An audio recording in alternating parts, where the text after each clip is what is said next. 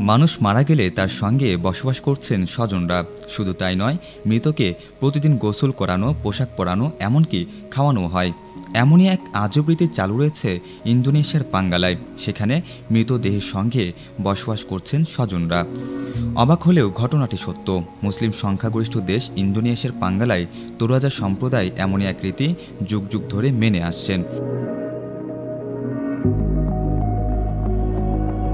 ইন্দোনেশিয়ার বালি থেকে ১৮০ কিলোমিটার উত্তর পূর্ব দিকে দক্ষিণ সুলাইসির পাঙ্গালা। সেখানে তোরাজা সম্প্রদায়ের বাস। তারা মূলত খ্রিস্টান।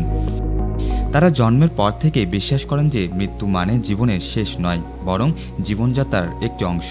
তারা বিশ্বাস করে মৃত্যু মানেই আত্মার দেহ ত্যাগ নয়, মৃত্যু মানে তিনি জীবিত কিন্তু ভীষণ অসুস্থ।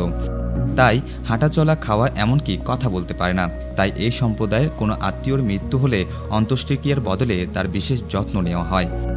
তারা কফিনের মধ্যে প্রিয়জনের মৃতদেহ রেখে দেন। প্রতিদিন সময় করে পানি, খাবার, এমনকি সিগারেটও খেতে দেওয়া হয়। তারা পুরো দেহ পরিষ্কার করে নতুন পোশাক পরান, প্রিয়জনরা যাতে মনে না করেন যে তাদের প্রতি অবহেলা করা হচ্ছে। তারা সময় মতো কফিনের ঢাকনা খুলে প্রিয়জনের সঙ্গে গল্পও করেন। এভাবে তারা এক সপ্তাহ, এক মাস বা এক বছর প্রিয়জনকে নিজেদের কাছে রেখে দেন। তারা সামর্থ্য অনুযায়ী যতদিন ইচ্ছে নিজের কাছে মৃতদেহ রেখে দেন, কারণ মৃতদেহ ভালোভাবে সংরক্ষণ না করলে পচে যাবে, আর সেটা অনেক ব্যয় সাপেক্ষ।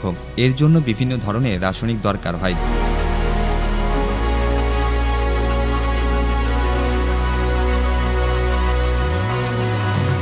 এরপর অন্ত্যেষ্টিক্রিয়া হয়। তোরা যারা বিশ্বাস করেন মৃত্যুর পর মহিষী তাদের স্বর্গের রাস্তা দেখায়, তাই একজন মৃত ব্যক্তির জন্য অন্তত একটি মহিষ বলি দেওয়া বাধ্যতামূলক। একটি মধ্যবিত্ত পরিবার একজন অন্ত্যেষ্টিক্রিয়ায় ২৪টি মহিষ বলি দেয়। সামর্থ্য থাকলে বলির সংখ্যা বাড়তে পারে। তাদের কাছে প্রথম বলি দেওয়া মহিষ শেষ নিঃশ্বাস ত্যাগ করা মানে প্রিয়জনের মৃত্যু। তারপর যত বেশি মহিষ বলি দেওয়া হবে তত তাড়াতাড়ি আত্মা স্বর্গে পৌঁছে যাবে। যাদের অনেক মহিষ কেনার সামর্থ্য নেই তারা একটি মহিষই বলি দেয়, তবে এতে ওই ব্যক্তির মৃত্যু নিশ্চিত হলেও তার আত্মা স্বর্গে পৌঁছাতে না পারার সম্ভাবনা রয়েছে।